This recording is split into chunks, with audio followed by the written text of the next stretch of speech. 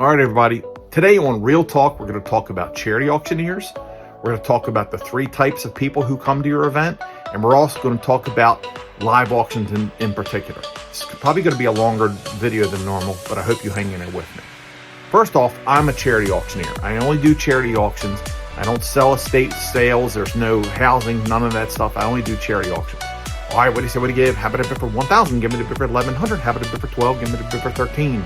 Bid it down for 13. How about a bid for 14, 15? Yes, I'm a charity auctioneer. So, what is a charity auctioneer? A charity auctioneer isn't just a person who comes out and talks fast. A charity auctioneer is actually three things. One, they're an auctioneer. They know how to sell. They're very good at it. And they know how to look in the crowd and to work the crowd for bids. Second, this is where the great charity auctioneers come in. They know how to read people. They're psychologists. They know what they're going to play on. They know how to play on them. And they know what to say and how to say it, not to push, don't push. And they know how to read the crowd. The last thing charity auctioneers are entertainers. Most people have never been to an estate sale. They've never seen a house go up for sale, or these things called box lots, which are basically flats, like beer flats, filled up with tools and all that. They're not selling cattle, everything else. That's why there's a major difference in chance. The chance. All right, what do you give? How about in chance between a charity auctioneer and a normal auctioneer, a professional auctioneer? The charity auctioneer is there for entertainment. So his chant has to be slower, more understandable, and everything else.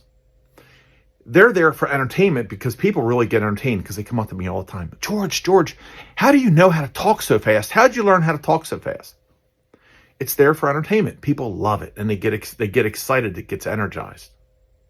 So the charity auctioneer, when you get a good charity auctioneer, actually a great charity auctioneer, and there's many out there. There's Scotty Gibbs. There's Blake Hartman. There's Mark West.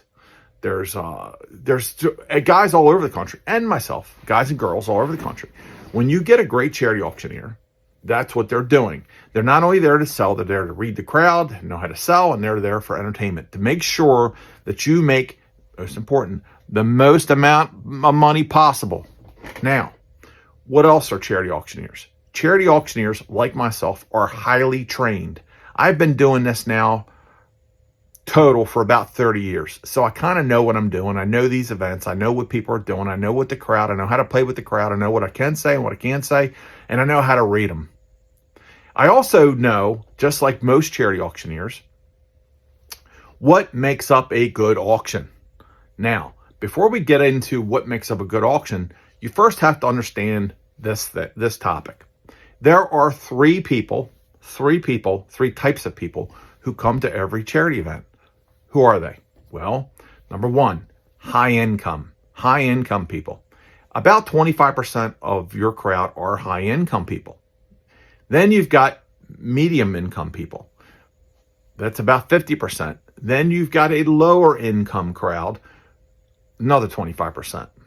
Now, where can they bid? How can they help you out? What can they do? What should you have there? Well, let me tell you. The live auction is geared for the high-income people. High-income people are type A. I always say type A on crack. They're extremely competitive. And I don't care if you're selling this koozie my wife made for me. It says whiskey on the rocks. I don't care what it is. They're going to outbid. I don't care what you're selling or whatever you got. I'm going to outbid you. My wallet is bigger. And I also want a peacock. They want to show their tail feathers. They want to be the big shots. That's how you get them. They're extremely competitive, and that's how the live auction. 5,000, how about a bid for 6? Give me a bid for 7. They're like, how dare you hold up their wallet? I'm going to get this. Now, then you've got the middle income people. How do you get them? Well, you get them with a silent auction. They'll get involved in the silent auction because they cannot afford the live auction. However, the people who bid on the live auction can also bid on the silent auction. Now, the person number 3, you've got the lower income people. They bought a ticket. They want to come in and support you. That's what they're there for. What do you have for them? Well, not only did you profit from their ticket price, but you also can profit from them in games of chance, raffles in particular. But the cool part about it is People who bid on the live can also buy raffle tickets. People who bid on the silent can also buy raffle tickets. And the lower income people will buy raffle tickets. Now, let's go back to the importance of an auctioneer. An auctioneer understands this. And the reason why I'm talking about this is because it's important for me to tell you. A good auctioneer understands that a live auction has got to be big enough so that it gains momentum. And an auction, in fact, I recently had this thing happen with one of my clients, and I called around to all these professional auctioneers around the country, and I said, tell me what you think. And they said, the perfect number of auction items for a successful live auction is, guess what? How many? 10 to 12. 10 to 12. The reason why is this. You know, as a freight train gets started going, especially a freight train that's full, it gets started going. Imagine the energy that it takes to get that freight train up and moving. It takes a lot of energy, just like a live auction. We got to get it up and moving. Okay, say the first item comes up for bid. Let's say you think you should only have 4 items in your live auction. Well, the first item up for bid should be something that is, you're not looking for a lot of money. And the reason why is because you're training your crowd on what the auctioneer is saying. Because they don't understand it at first. They've never been to an auction. So as they're talking, they're going to say, all right, what do you give? How about a bid for 100? How about a bid for 1.5, 1 1/4, 1.5, bid it to 1.5. How about a bid for 2, 2.5, how about a 3? They're like, what the hell is he saying? So then you're training them. They're getting used to it. By auction item number 2, they're now, okay, I think I got it. I think I understand and what I should do. Should I raise my bidder card? Should I not raise my bidder card? Auction item number 3. Now they're in. Now the momentum begins. Now, if you cut it off, let's say you only have 4 items.